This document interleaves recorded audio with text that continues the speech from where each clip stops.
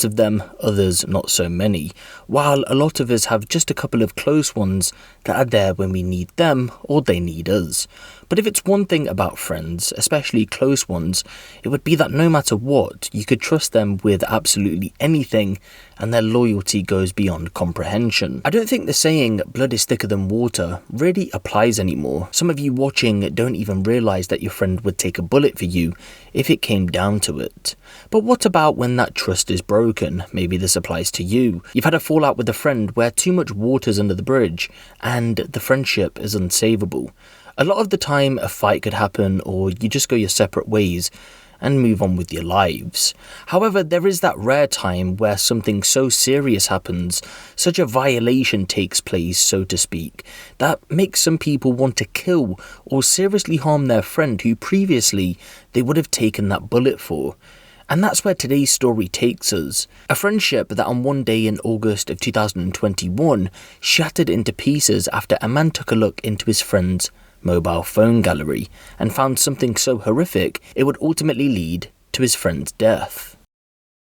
On the evening of the 25th of August 2021, longtime friends 32-year-old Oleg Sviridov and 35-year-old Vyacheslav Matsrov, who for this video we'll be calling Vyak for short, sat down for an evening drink together at a property located in the Russian village of Vintai. It was said to have been good vibes. I believe only the pair had been present, and as the evening turned into night, Oleg nodded off to sleep, leaving Vyak awake, bored.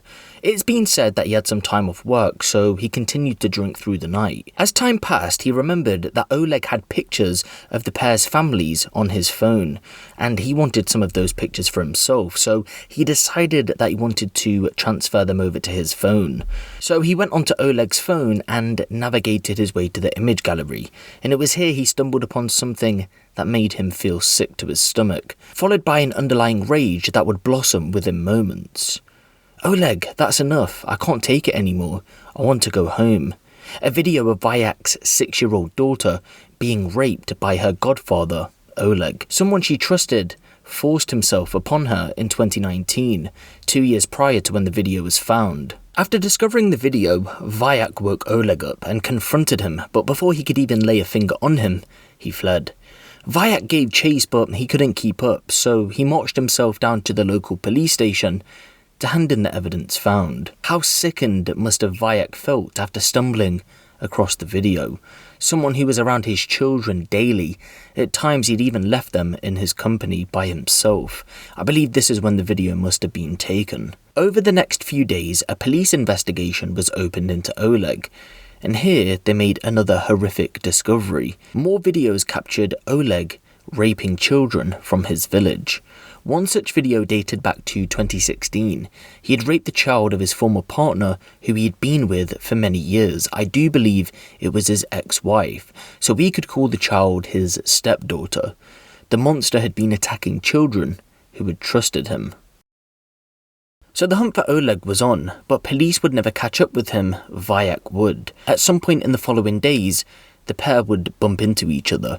According to some locals who had spoke to reporters, Oleg was seen badly beaten and was taken to a forest just outside of the village. A further confrontation was then thought to have taken place, and Oleg was made to dig his own grave. Vyak forced him to do it. Then after doing so, he was given an ultimatum: take his own life and get buried in the grave that he had just dug, or hand himself into police. We don't exactly know what happened next, but according to Vyak, a scuffle took place and Oleg fell onto a knife which he was wielding.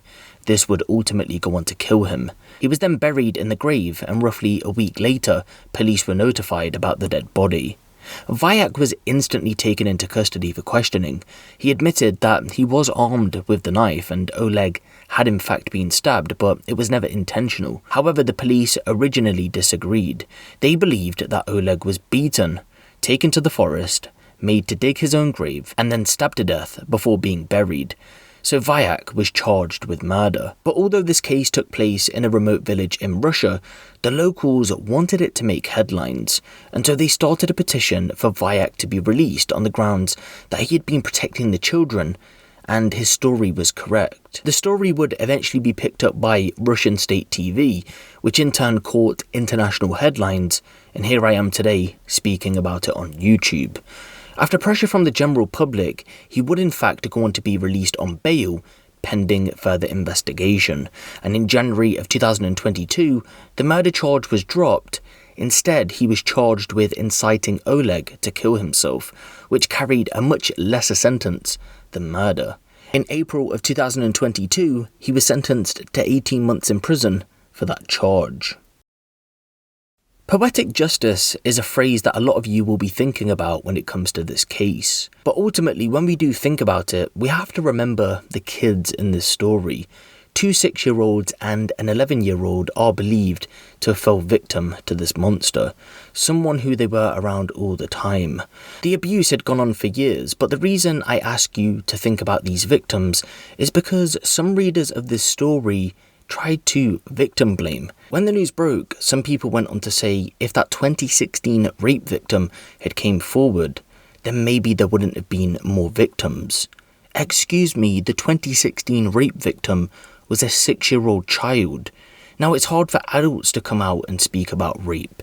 A lot of the time, people don't come forward. So how people are trying to blame a 6-year-old absolutely puzzles me. At the end of the day, this monster shouldn't have raped children who trusted him.